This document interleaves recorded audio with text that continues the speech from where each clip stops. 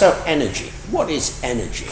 Most of the time we think of energy as a thing that we can transform into one form or another. That is, we have potential energy, kinetic energy, chemical energy, electrical energy, and we basically are attempting to move one energy from one form to another. Now, in my conception of things, this is just nonsense. To me, energy isn't a thing that can be transformed from one thing into another thing. Energy is a process that results from a system. Now, it's more akin to thinking and walking. If you think about walking, for instance, then walking takes place through space by the action of the legs. There isn't a thing called walking. We don't change sitting to walking by moving through a thing and picking up little segments of walking as we pass through space. That would be a nonsense. When we think about a process, then we can automatically understand it. We understand perfectly that walking is a translocation through space by the action of the legs. We need an organ of walking to perform that action. They have to have space to perform that action in. So walking is in fact a process that takes place through a system. Now, I see energy as the same kind of thing. If we have a rock at the bottom of the hill and we pick it up and carry it up the hill and put it onto the top, then we say we stored energy in there. But that's actual nonsense if you think about it. What we've done is carry a rock up a hill. We have, in fact, or at least the way I see it, changed the system. So when that rock is at the bottom of the hill, then the system is in one point. We undergo a process by carrying it to the top. It's at another point. Then when we let that rock go, it will roll down to the bottom of the hill. Why is that? Well, you can think that we've taken the potential energy of the rock and pushed it down the hill into kinetic energy, changed energy from one thing to another thing. But again, to my mind, that's a nonsense. Without the hill, without the rock, there would be no movement. There has to be the system in order to get the process. The two don't exist separately.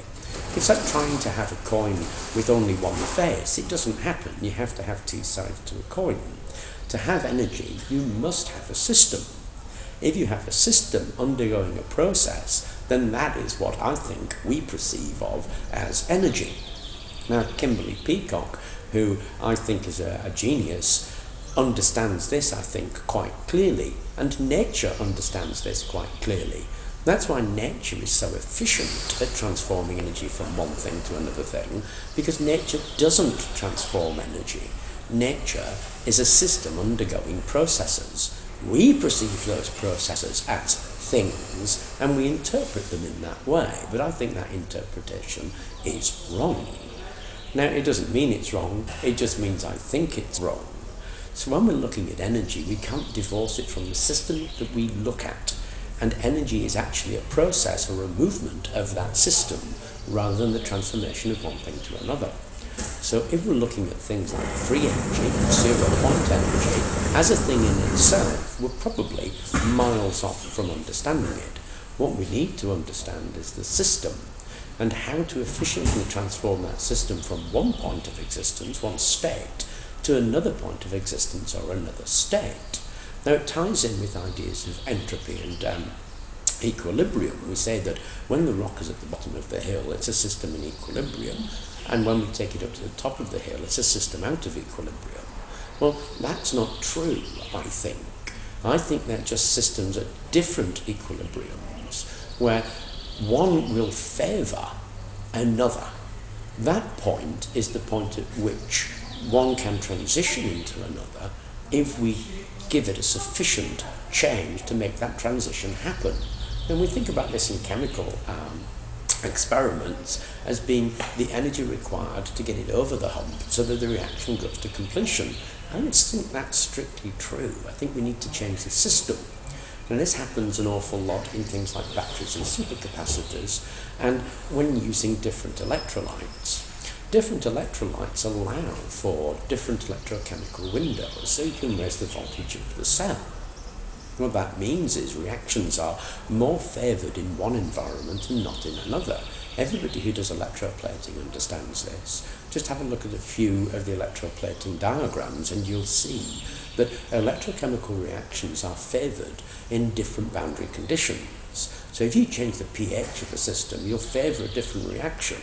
Does that mean you've input energy into that system? Well, no, not at all. You've changed the system conditions, so a different reaction will happen. So if we take our rock again and we carry it up the hill, we actually have just put the system into a different point where the equilibrium position has moved. We don't have to do anything to that rock now other than just let it go, and it'll go back to another equilibrium position.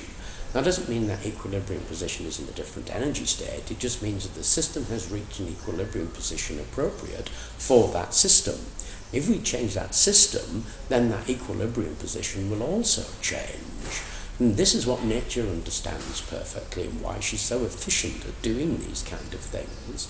I also think it's what we need to look at when we're looking at what energy is. If we look at energy as a thing that we can change from one form to another, pluck out, put under the microscope, we have probably misunderstood what energy is. To my mind, energy is part of the system.